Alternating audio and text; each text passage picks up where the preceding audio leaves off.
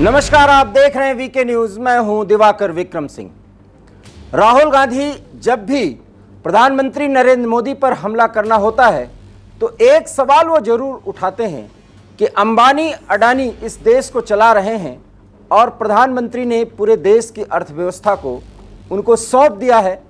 आरोप नंबर 2, वो ये कहते हैं कि देश के गरीबों का हक, माफ करिएगा, अंबानी और अडानी पूरी तरीके से मार रहे हैं और इस सरकार से छुटकारा जल्दी लीजिए, वोट दीजिए कांग्रेस को, क्योंकि अंबानी अडानी की सरकार इस देश में चलेगी तो गरीब की स्थिति बेहाल हो जाएगी। अब इसमें कितना सच है ये तो आप तय करिए, क्योंकि अगर अडानी और अंबानी के दम पर यह देश चलता तो पिछले 9.5 साल से प्रधानमंत्री नरेंद्र मोदी सत्ता पर काबिज न होते। अब ये जनता तय करेगी कि राहुल की बात में कितना दम है। मैं बार बार कह रहा हूं, तो इसके पीछे कारण है कि राहुल गांधी एक तरफ तो अडानी और अंबानी पर हमला बोल रहे हैं, लेकिन दूसरी तरफ उन्हीं के इंडी अलायंस के धड़े के एक बड़ी नेता और भावी प्रधानमंत्री के रूप में अगर निर्विवाद रूप से अगर किसी का नाम लिया जाता है अनुभव के आधार पर तो ममता बनर्जी हैं।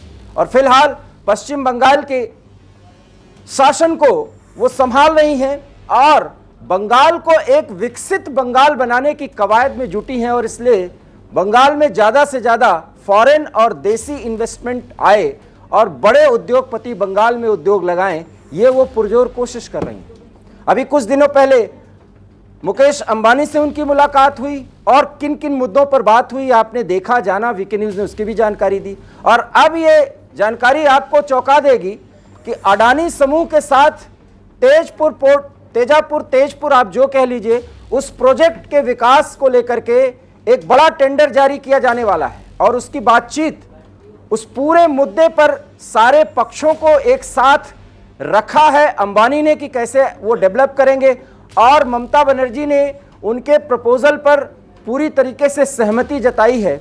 और अब अडानी भी ममता बनर्जी के विश्वास पात्र उद्योगपतियों में से एक शामिल हो रहे हैं। सवाल यह है कि अडानी अंबानी पर राहुल हमला कर रहे हैं और दूसरी तरफ राहुल के हमले को दरकिनार कर ममता बनर्जी अडानी अंबानी को अपने प्रदेश बंगाल में ज़्यादा से ज़्यादा निवेश करने के लिए, निवेश को आकर्षित करने के लिए अच्छे प्रपोजल्स दे रही हैं, प्रस्ताव दे रही हैं।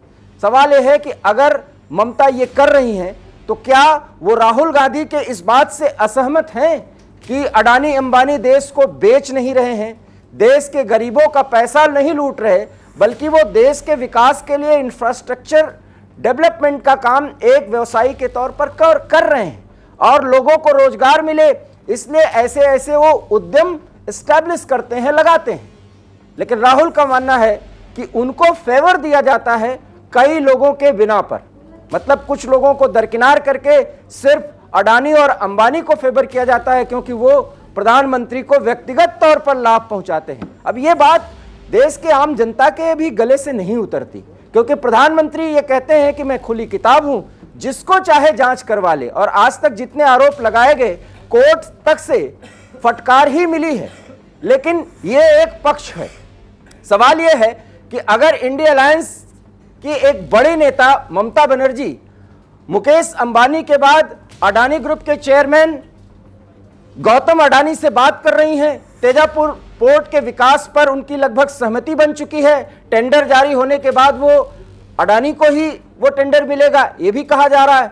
तो सवाल क्या अब ये नहीं पूछा जा सकता कि राहुल गांधी ममता बनर्जी से ये सवाल करेंगे या नहीं कि जिन्होंने देश के गरीबों का धन लूट करके अपने हितों में काम किया है, उनको आप तरजीह मत दीजिए।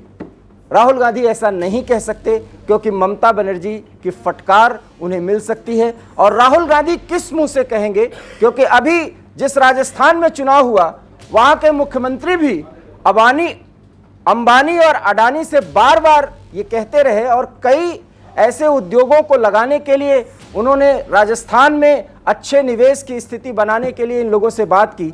उस पर राहुल गांधी कोई जवाब नहीं दे पाए। लेकिन आज और अभी तक जब हम आपसे इस पूरे मामले में विमर्श कर रहे हैं, तब भी मौका दर मौका राहुल यही कहते हैं कि अडानी अंबानी पर जो मेरा आरोप प्रधानमंत्री को लेकर के है, उस आरोप पर मैं कायम हूं। सवाल यह है कि अगर वो इस आरोप पर कायम हैं तो अडानी और अंबानी जैसे सस्पेक्टेड उद्यमियों के साथ ममता बनर्जी क्यों आगे बढ़ रही हैं, इस पर राहुल क्या सवाल उठाएंगे? लगता तो नहीं है कि वो उठा पाएंगे, क्योंकि सवाल उठाने के पीछे उनके जो तर्क हैं वो बहुत हास्यास्पद स्थिति में कांग्रेस पार्टी को डालते हैं, उन्हें डालते हैं। लेकिन क्या करें, आदत से मजबूर हैं राहुल गांधी। वस्तुस्थिति को न समझते हुए उन्हें विरोध के लिए विरोध करना है, इसलिए अब अंबानी और अडानी पर वो हमले कर रहे हैं। लेकिन ममता बनर्जी उनको जवाब दे रही हैं। इस जवाब पर कांग्रेस की क्या होगी प्रतिक्रिया, ये देखना दिलचस्प होगा। वीके न्यूज़ में फिलहाल इतना ही। देश और दुनिया की तमाम बड़ी खबरों के लिए आप देखते रहिए वीके न्यूज़। फिलहाल मुझे दीजिए इजाजत। नमस्कार। वीके न्यूज़, राष्ट्र के नाम।